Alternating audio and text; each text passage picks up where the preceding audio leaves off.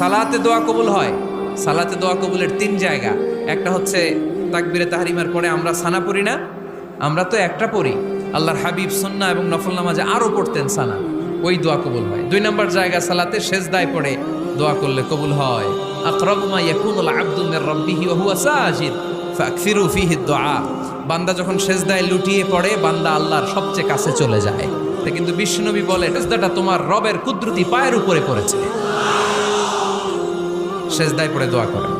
সালাম ফিরানোর আগে বিশ্বনবী দোয়া করতেন, লা ইউসাল্লিমান্না আহাদুকুম হাত্তা ইয়াতাআওয়াযা মিন আরবা'a।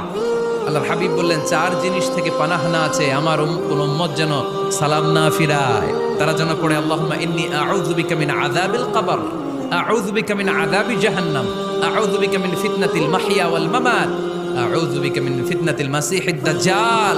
আল্লাহ কবরের আযাব থেকে বাঁচাও, আল্লাহ জাহান্নামের আগুন থেকে বাঁচাও, আল্লাহ জীবন মরণ